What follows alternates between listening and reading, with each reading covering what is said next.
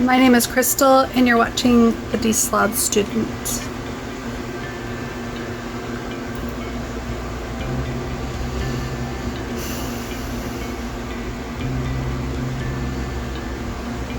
Can't really start all over, can you?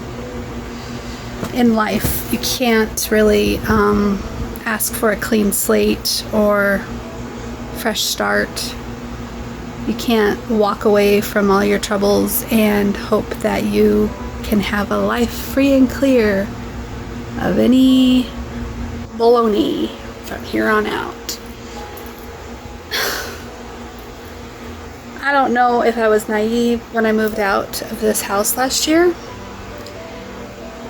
because honestly, I made a heck of a lot of promises to myself and told myself that I was going to be cleaner, which I was.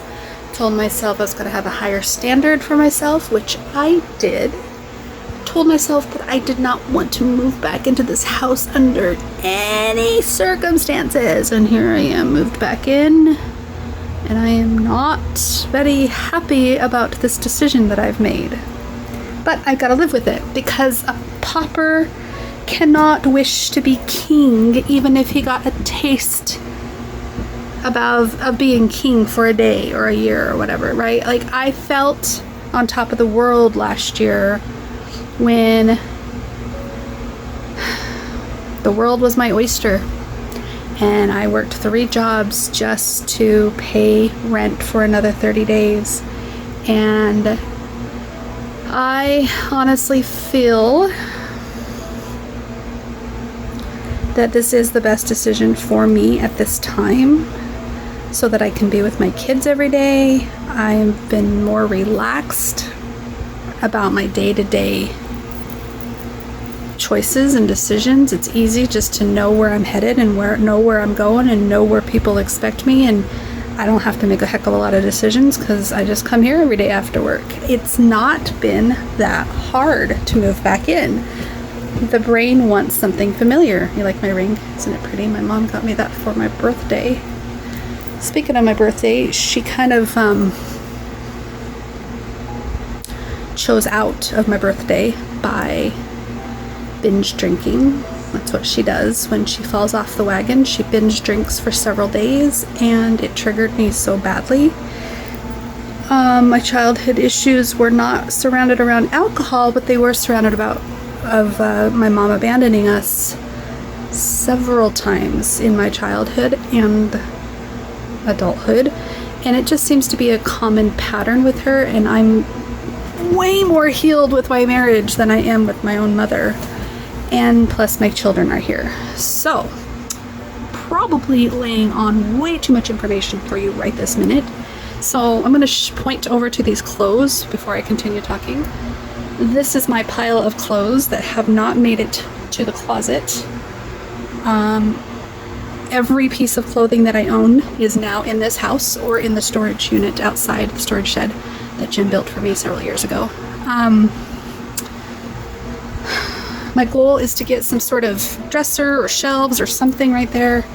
As of right now, I'm just talking and unloading a few thoughts and feelings. So maybe while I'm talking, I'll have some motivation to do a hyperspeed video, and you can watch me get started on tidying this area up a little bit better.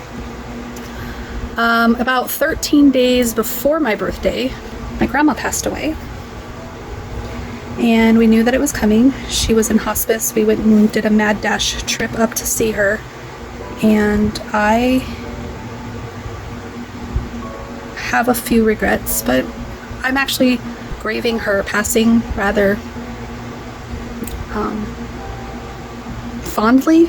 Is that a word? I just don't feel like I'm worried about that emotion as much as I have a lot of other emotions coming up for me, like the PTSD of moving back in with my husband, the triggering feelings of feeling abandoned on my birthday, not once, but twice. My mom was... Anyways.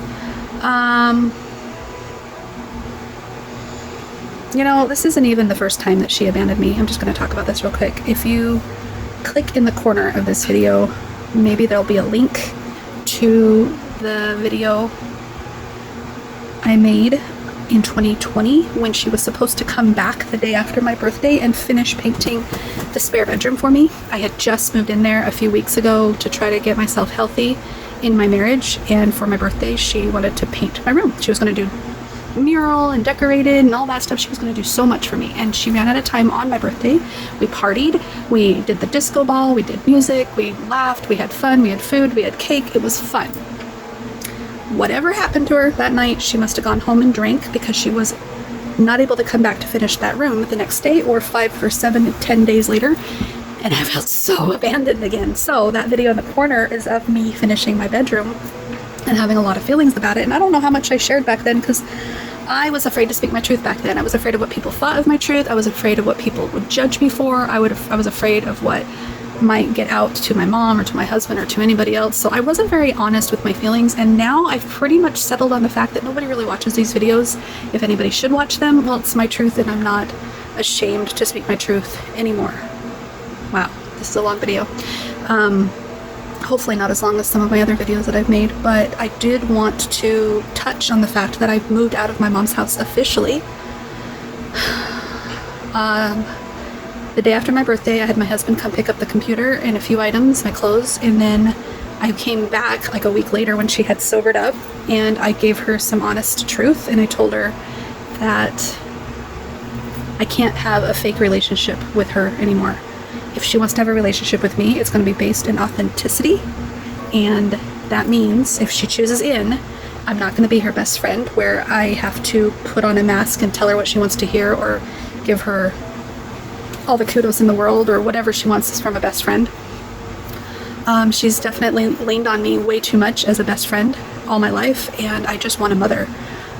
When she wasn't being very mature in her younger years, I was her mother. I was telling her what to do. She would look to me to tell her what to do. She would ask me for permission to do things.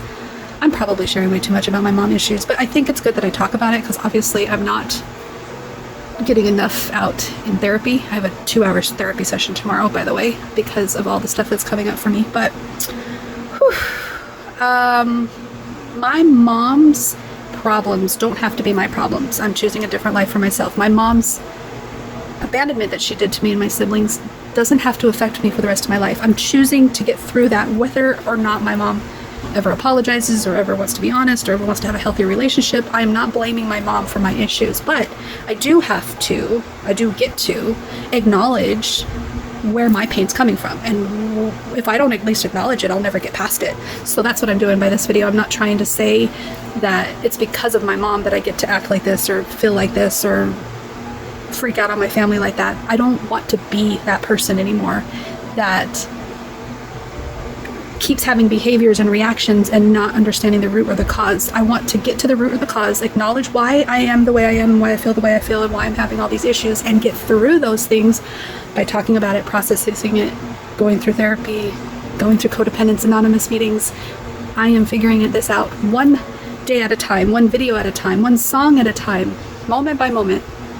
Anyways, the back and forthness of going back and forth between my mom's house and Jim's house for the last couple months was not stable for me. It wasn't stable in my mind or in my heart. I wanted to be with my children. My husband wanted to be with me. I was making this commitment to myself to stay at my mom's. It was based in good reasons, I felt. But my mom was wanting me to be her best friend. She was wanting me to be her roommate. She was wanting me to be there with her most nights, because I had moved in with her. I was paying her rent. She didn't understand why I kept choosing my kids and husband. When she left her kids and husbands, she's been married 5 times, she didn't understand why I couldn't be with her most nights. And so she used that as a catalyst for her binge drinking, because she was hurt. And so I felt responsible for her drinking, which I'm not. She gets to make those choices.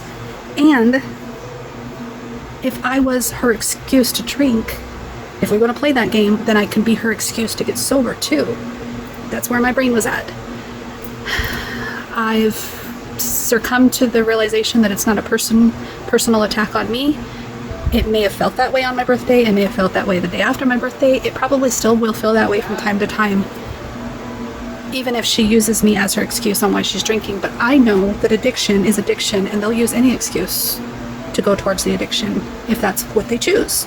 And if they really don't want to be addicted, they'll stop. Yeah? Okay. So dinner's ready. And Jim's been so wonderful. He's been making dinner almost every night. Some nights I buy dinner, bring it to the house. I've saved some money by not paying storage unit fees, by not eating out as much, by not having to pay rent. Oh, by the way, I paid my mom half the rent that I owed her for the month of May, even though I'm not going to live with her in the month of May. But all of my stuff is gone from my mom's house except for my paintings. I don't have any room for my paintings just yet. They're still hung up in that beautiful room that my mom painted for me back on February 20th. Oh, okay, I'm gonna go eat now. As you can tell, I didn't do anything yet, but maybe you just watched the hyperspeed where I did do something, and I'm so proud of myself if I did. All right, I'm done. Talk to you later. This room will improve, I promise. Okay, bye. Sorry to burst your bubble, Crystal, but no, you did not get this area cleaned up. Your back started hurting. That's what we got here. Maybe we'll do more next time. Bye!